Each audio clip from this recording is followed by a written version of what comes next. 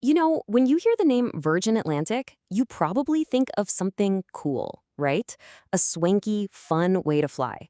But does their fancy upper class experience actually live up to the hype? Well, we decided to find out. And yeah, the expectations are, well, they're sky high. Virgin has built its entire brand on being the cool, sexy, fun airline, promising these legendary lounges and just incredible service. So that's the million-dollar question, isn't it? We're going to follow one specific journey to see if the reality you get on the plane actually matches that rock star reputation they have on the ground. All right, so let's start with the promise. What is it that Virgin Atlantic is actually selling you? So here's the setup for our journey. It's an 8-hour daytime flight, which is plenty of time to really see what upper class is all about. We're flying from London Heathrow over to Atlanta on one of their newer planes, the Airbus A350. Okay, let's dive into the good stuff first, because let me tell you, some parts of this experience are where the hype is absolutely 100% real. It all kicks off on the ground at Heathrow. And get this, if you're flying upper class, you don't even go into the main terminal. Nope, you get whisked away to this private check-in and security area, totally separate from all the chaos of the airport.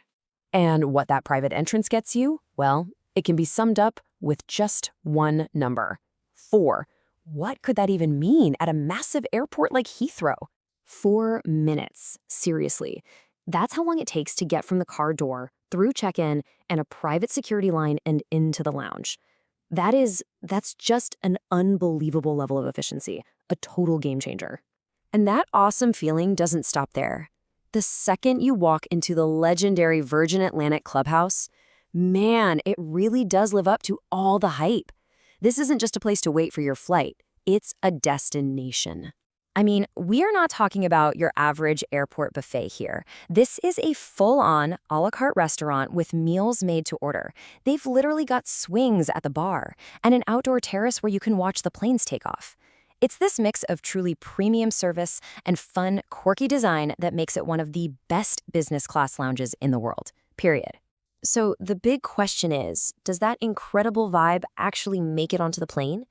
And at first, yeah, it totally does. The cabin on the A350 looks great. The lighting is relaxed, and the seats are really well designed, with plenty of privacy and space. And the food? Wow, it felt way more like first class than business class.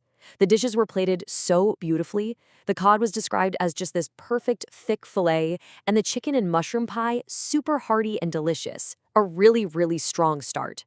Okay, but this is where things start to change.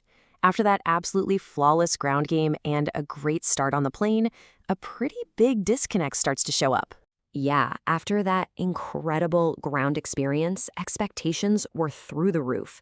But once you're actually in the air for a while, the service it didn't hold up. So check this out. The disconnect began with these small but kind of jarring moments. Imagine that. You're on a daytime flight, enjoying the view, and a crew member just walks over and shuts your window shade without saying a single word. It's just so impersonal and totally kills that premium vibe they're going for. And nowhere was this disconnect more obvious than in the Loft, which is their signature social space. They market it as this cool spot to hang out and grab a cocktail.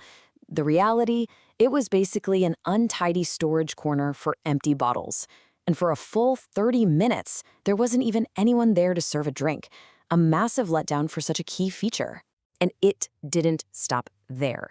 A pre-ordered meal just didn't get loaded because of some tech issue. Between meals, the crew were pretty much ghosts, and then a passenger asks for a snack, which the menu says you can get anytime, and they're told to wait. It all just adds up to this really inconsistent, kind of detached feeling.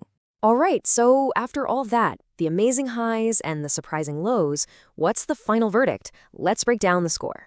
Okay, let's look at the scores. The lounge and the seat? Perfect 5s. Absolutely flawless. The food gets a really solid 4 out of 5, only losing a point because of that pre-order mess-up. Entertainment also gets a 4. Great movies and shows, but the Wi-Fi was kind of slow. But then you get to service, and that's a 3 out of 5. Friendly when they were around for meals? Sure, but their absence at other times and all those little lapses, that really hurt the overall score. So the grand total comes out to 21 out of 25. Now, that's a good score for sure, but it really tells the story of two completely different experiences, doesn't it? An incredible one on the ground and a much more mixed one in the air. So, why does any of this matter? Well, it all comes down to the price tag. If you're paying cash, this ticket can cost up to $10,000 for one way. But if you're using points, it's a completely different story, a fantastic value. And that really changes how you feel about the whole thing. And that leaves us with the big question, right? Virgin Atlantic has an absolutely world-class ground game, maybe one of the best there is. But if that amazing service is inconsistent once you're actually in the air, you really have to ask yourself, is it truly worth it?